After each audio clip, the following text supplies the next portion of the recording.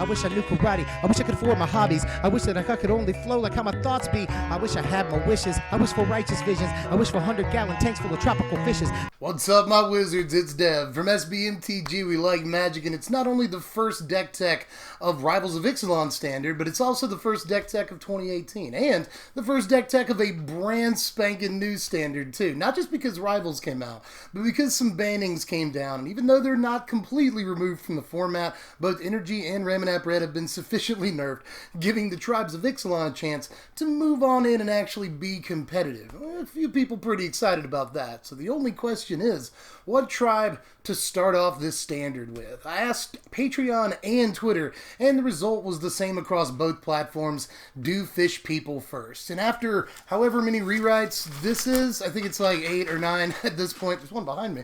After like 8 or 9 at this point, I think I've actually come across a good fish list for you peoples. And it took that many rewrites to come up with a list that I was proud of and I wanted to present to everybody. Not because Merfolk looks bad this time around. No, not at all. Like the first time 6 months ago when Rivals came out, if you thought that Merfolk looked good, you were just being catfished. But with all these new pieces we've got to play with, I think the deck's finally found its legs. But there's so much sorting through the new toys that you have to do that it took a lot of rewrites to get to where I wanted to be and where I thought the deck was competitive. So let me show you what we've got here. So as we usually do, let's start with the creatures, but it's especially appropriate to start with the creatures in this deck, because we're playing over 30 Merfolk in this freaking thing, a whole school of fish. But don't worry, that appears to be the consensus. I've seen lots of well-known names write articles about what they expect blue-green Merfolk to look like in this format, and it appears to be the norm to play 30-plus fish in the deck, but we need to. 2 of our lords are extremely creature-dependent, and we want to squeeze as much mileage out of unclaimed territory as possible and make that card truly playable. So to do that, we have to play well over 30 creatures in the deck. So let's start with the creature that we've all seen before. Let's just dip our toe in the water before we dive into the new stuff here. We're going to play 4 copies of Cumina's Speaker because it's still the best 1-drop that Merfolk has at its disposal, you know? We've got 30 ways in this deck of making this a 2-2 by turn 2. So if you have a Cumina's Speaker on turn 2 and it's not big yet, then you probably just shouldn't have kept that hand.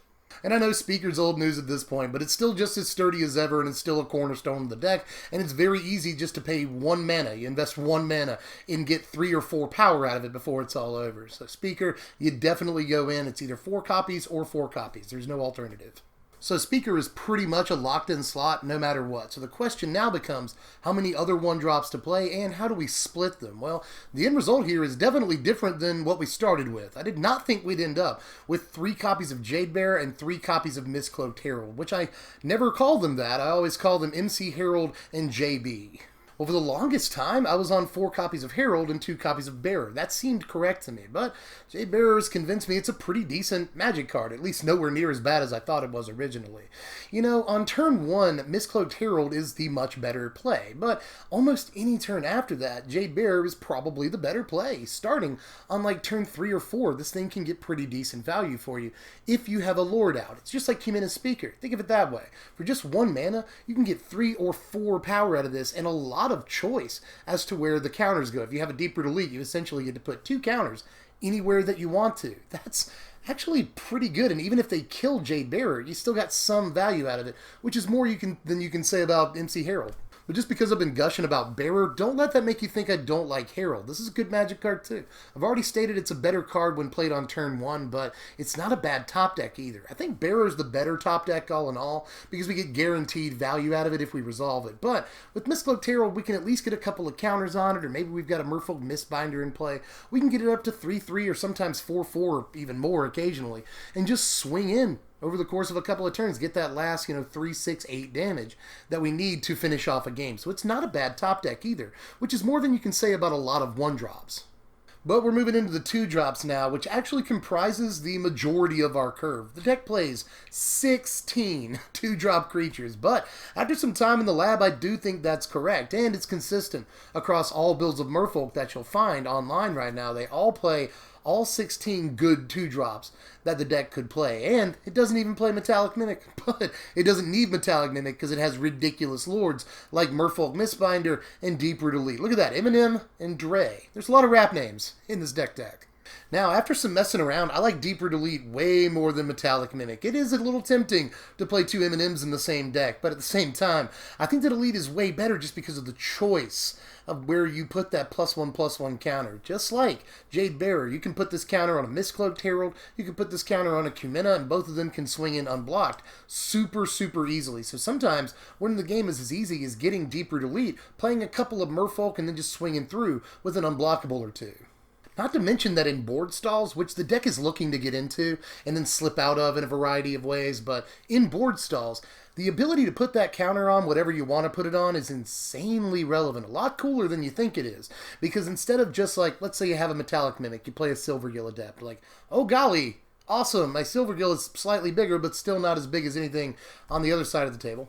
Instead, you can just build a big creature to contend with whatever's on the other side of the board if that's what you're trying to do. Or you can put that counter on an unblockable creature and then just use the Adept to chump block, So it's much, much more relevant than you might think it is just to be able to distribute that counter on whatever you want to. Merfolk Mistbinder, on the other hand, is just good.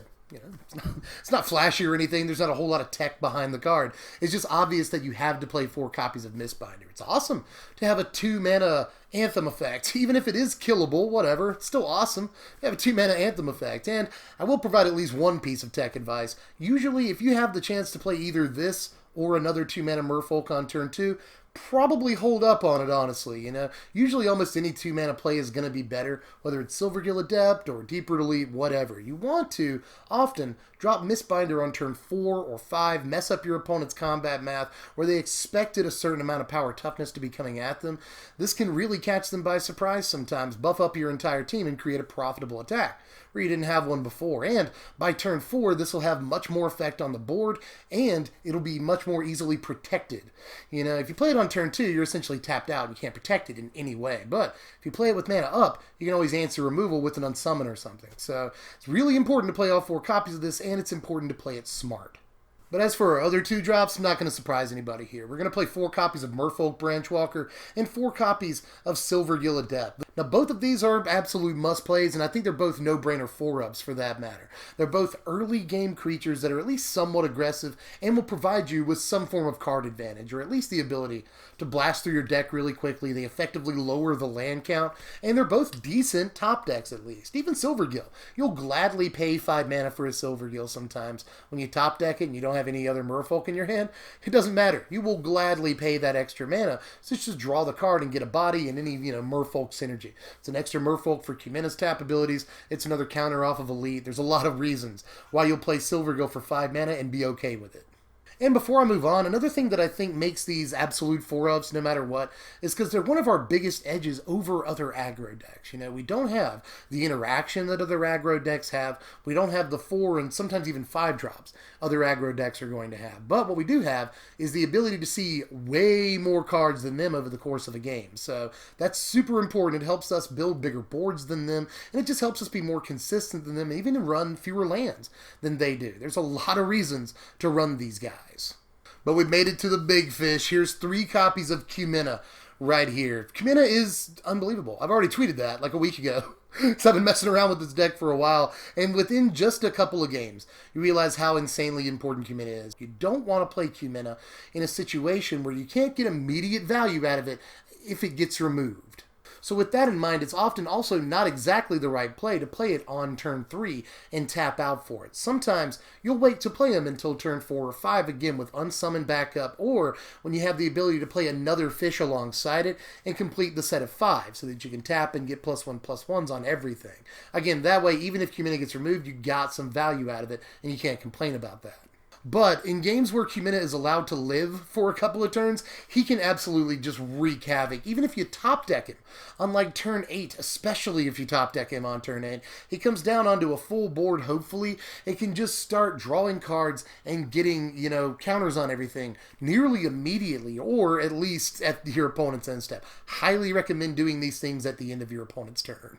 That being said, though, there have been many games where the ability to use Cumina during the combat step has been equally as important. You know, your opponent swings in, you assign blockers, and then you just tap your Merfolk down and put +1/+1 counters on everything after they've already been assigned to block. That'll discourage your opponent from attacking a lot of the time, and even if your creatures are going to die in combat, you can always tap them after they block and then draw cards off of them. That's important too.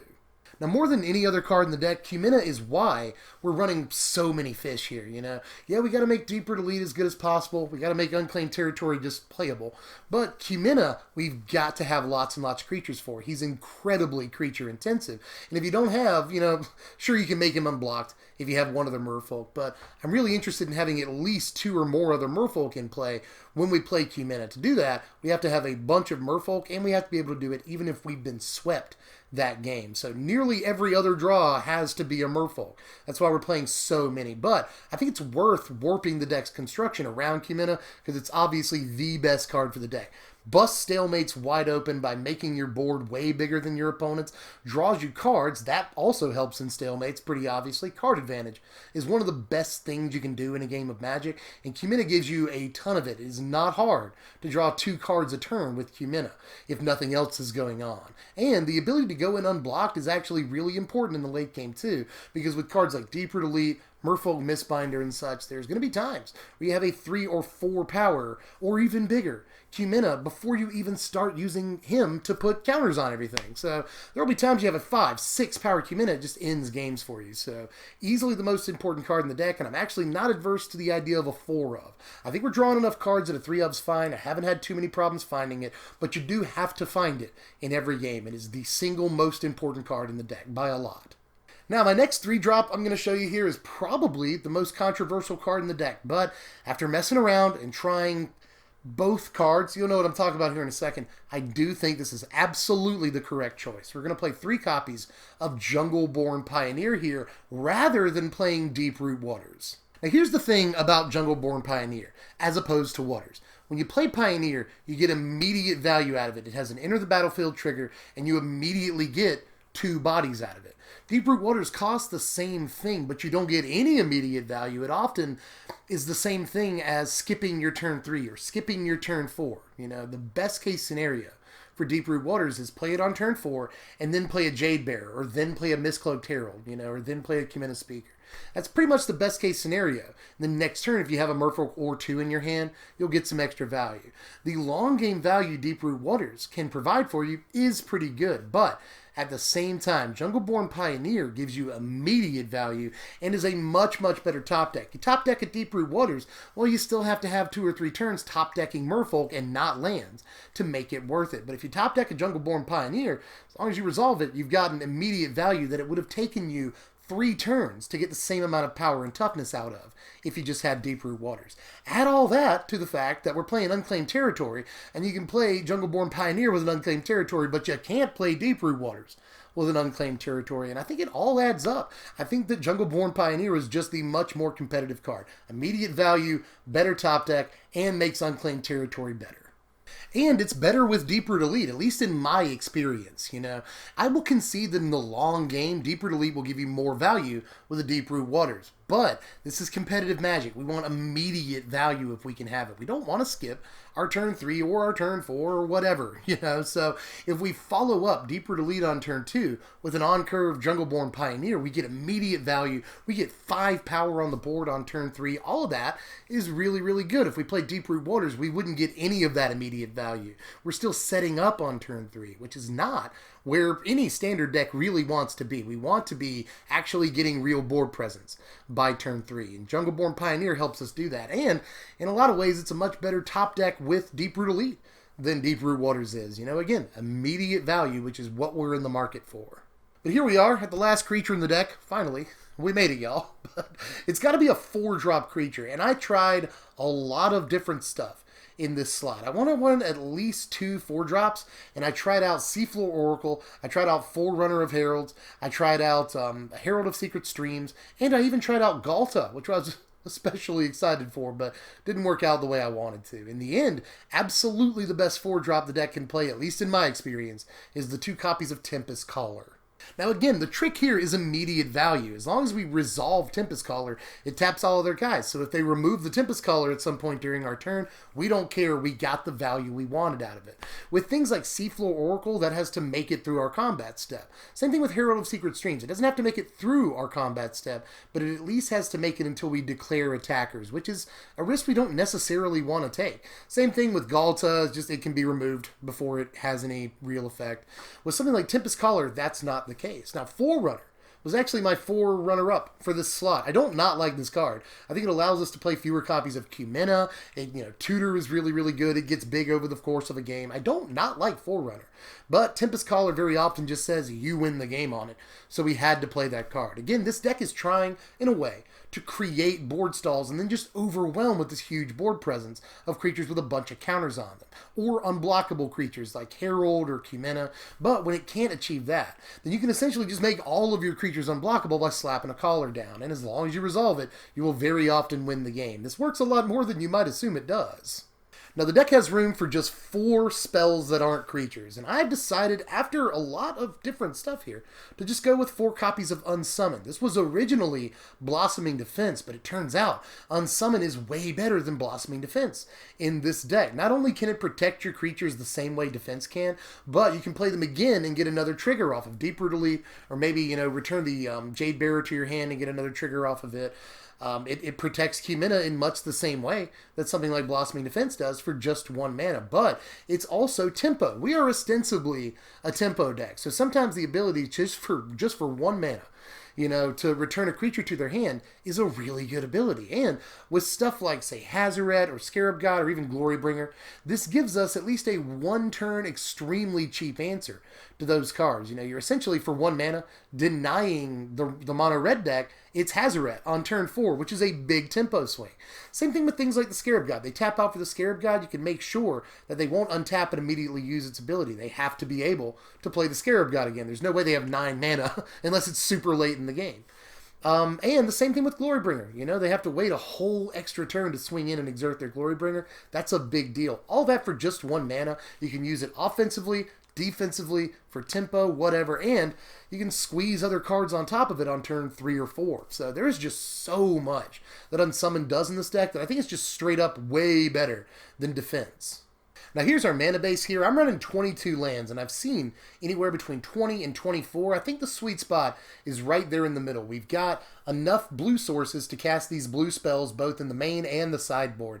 And we've got just enough green sources as well to cast the green spells that are in the board, for that matter. Not to mention that a lot of our creatures are green, obviously. So we need a couple of more green sources, even though we've got Unclaimed Territory, Hashep Oasis, all that, to cast our green spells. I'll still weight it slightly more towards green, because we can't always count on having an Unclaimed Territory out. Now, speaking of green sources, Hashep Oasis is freaking unbelievable, and you definitely want to run at least all 4 copies of that. Don't run fewer, as far as I'm concerned. It can be tough to get all the green mana that you need. You need a Hashep Oasis and 2 other green mana.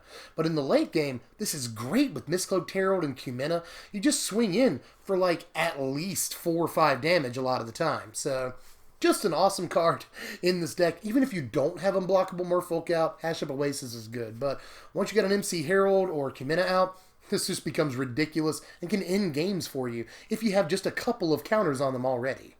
Now here's our sideboard right here. We're going to play 3 copies of Spell Pierce, but I think that 4 might be right. Now I've gone 3 Spell Pierce and 2 Negate. That's essentially to have 5 of the same basic spell here. Spell Pierce is going to be the more important card, I think, though, because for one, it costs half the mana, which is really important in a tempo deck, and it's going to be very important to, blow out their Settle the Wreckage, let's say, on turn 4. It's going to be important to counter their Fumigate on turn 5, I think Spell Pierce is just as good as a hard counter on the key turns that we need it, but at the same time, I won't play all 4. I'll play 2 Negates so that we can play Spell Pierce at any point in the game. Again, we're trying to create board stalls in this deck, so getting a second mana, for Negate on turn 7, not a problem. Actually, I'll say that some number of Spell Pierce in the main deck might be correct. Like 1 copy of Spell Pierce, maybe 2 copies of Spell Pierce. It's a very important card in this deck, and you'll almost always find a way to play it in the early to mid game. So I could advocate for at least 1 copy in the main. You'll note the 2 copies of Crashing Tide there. I've seen this in a fair number of main decks, but I just put this in against aggro decks. You know, I don't think that this is absolutely necessary for the main deck, although it does serve the same function as Unsummon, you know. Not quite the same function, but, you know, mostly. And this can draw us a card. It's an amazing tempo play, but honestly, in the early game, there's not going to be a whole lot of times where we have 3 mana up to use at instant speed. We want to fill our board, we want to play Merfolk, all that. We don't want to leave a hole on turn 3 or 4 that we hope our opponent plays into, stuff like that. So, even though Crash Through is a fine card, in the mid-game and later turns, it can sometimes be great as a tempo play against Hazoret. I don't quite think it's worth main deck ability, but I'll definitely play it in the board. I'm also willing to be wrong on that, by the way, just like I'm willing to be wrong on the 1 copy of Swift Warden. Now, honestly, I think this too could be in the main deck. It's just so important to protect Humina, Merfolk Mistbinder, and even Elite that we need cards like this, and it's amazingly blowouty when you can, you know, counter removal that's targeted at Humina and get a 3/3 off of it. Sometimes a 4/4 or more if you've got an Elite or a Mistbinder. Now, I've got 1 copy of Nissa, Steward of Elements. This usually comes in against slower aggro, note tribal-based aggro, which is a lot of aggro decks, and even mid-range strategies. This will come in against. I really, really like this card, but I think it's slightly gimmicky, a little bit cute, so I'm only going to play the 1 copy of it. We're drawing enough cards to where I probably don't want to see 2 copies of Nissa. But for that matter, when you do play her, especially in the mid and late game, she'll essentially just sit there and draw you an extra card every single turn with her second ability. Really, really like that. And sometimes the scry's okay, but, you know, mostly we're playing her for the second ability. And also, I'll point this out too, the flying on her ultimate, you know, your 2 lands that essentially crash in for 10 damage, that can be really good in a deck with no other real flying creatures in the main board. So there are reasons I like Nissa, but I think she's a little cute. I'm just going to play the 1 copy. That's to leave room for 3 copies of Harvester, which I think is a much more important card, all things told. I think that Ramanap Red is still an important deck that didn't lose any early drops and still hits really, really fast. We've got to keep up the pace against that deck, and I'm willing to take out a couple of Merfolk game 2 and 3 to put in Harvester and keep up. This is also good against big flyers in the format. It's decent against Glorybringer and such. So we need some blocking against flying, and we need some flying too. For that matter, we have no other real flying in this entire deck. We're very ground-based. I don't want to lose to flyers, and sometimes I want to be able to fly over other ground-based creatures. So I think Ether Sphere is the right call for the board. And here are your power rankings right here. A final score of 66, which is a little above average, but dragged down slightly by low marks in resiliency and defense. Now, one big thing to remember with this deck is not to overextend, you know. It's really tempting to play all the Merfolk in the world and just be sitting there like a fish in a barrel, if you don't mind the pun, just waiting to get swept, you know. Don't overextend, play what it takes to win, and nothing more. And one more pro tip before I haul off here. Sequencing is insanely important in this deck, which you can say about any tempo or aggro deck, but it's especially important here. I've already told you there are going to be lots of times where it's not the correct play to play Kumina on curve on turn 3, tapped out, naked, all that. There's also not times where it's correct to play Merfolk Mistbinder on turn 2. Sequencing is very, very important. Know what you're playing against and know what you're playing around, for that matter. Sequencing is very much key to the way this deck plays out its first few turns, which are some of the most important in the deck. The deck really cares about the opening turns of the game, but it's relatively comfortable in long board stalls too. But don't let that fool you. The deck does have to do some work in the early game to either build its board or create a little bit of tempo so that it has the room to play a long game. And finally, the price tag. This deck is about $175 on pre-order over at TCG Player right now. And that's not actually a terrible price. Yeah, Kumina's about $20 right now, and he may go down from there. But a lot of other cards in the deck are at least reasonably priced. And $150, $175 is not the absolute worst price for a very competitive standard deck. And I'm not the only one convinced that this is at least a top of tier 2 strategy. A lot of people are calling Merfolk a tier 1 strategy, especially after the bans. And I happen to be on their side. This is a very competitive deck right now that we'll probably see in some form or another in the competitive tournaments as we move forward here. Merfolk, even though it doesn't have a lot of interactivity, is just a deck that builds a board that's really hard to ignore. We may not interact, but we force our opponent to interact. If they don't, they're just going to get crushed in the snowball. But for the first time this season, pretty sure I'm tapped out, my Wizards. Let me know how you felt about it down there in the comments section. There's a lot to be said about this deck. There's a lot of stuff I didn't play either in the main or the sideboard. You might have questions about, like River's Rebuke. I just felt like Tempest Caller was a better card. Metallic Mimic, I felt like Deeper Delete was a better card, and we didn't have room for any more 2-drops. But I know there's a lot more cards you want to ask me about, so get down there, share your thoughts, let me know how you feel, share your build if you want to, let me know how mine is flawed, even though I'm very confident in it. I am very confident in this Merfolk build, but let me know what you didn't like and what you did like. And remember that this video is brought to you in part by the good people over at TCGplayer.com. They help sponsor my content, and they're where you can get this deck for the lowest price online right now. You want to spend $150, $175 on it, TCG Player is where you go. Most other sites, you're going to spend another $35, $40 for the deck. So just click the very first link in the description box down there. That'll take you over to the deck list on their site. You can go from there. View it, buy it, whatever you want to do. And actually, even just clicking the link down there helps the channel out, even if you don't do anything else after that. So help me out, click the link. You can also help me out by liking the video. If you enjoyed the video, that'll spread it into more recommended feeds and stuff. I hope you do that. You can also subscribe if you're new, or if you haven't done that yet, it's time to do it and hit the bell for the notifications, because you'll want to get all the deck techs. It's officially deck tech season, y'all, and I feel good. So do all the YouTube stuff. Follow me on Twitter at SBMTGDev, or throw me $1 over on patreon.com/SBMTG to help keep the deck techs coming and as good as possible. Whew, I have recorded for a lot longer than I've recorded in a while. I think this video is like 1.5 hours at this point, and I got to cut it all down. Just wanted to get everything right for you guys. I really, really have a lot of faith in this deck, and I hope you try it out. But in any case, I'm Dev from the place. I don't want to go yet, but I'll see you guys really, really soon with another deck tech. I can promise you that. But in any case, I'm Dev from the place. Thanks for watching, my wizards. Spread love and be kind.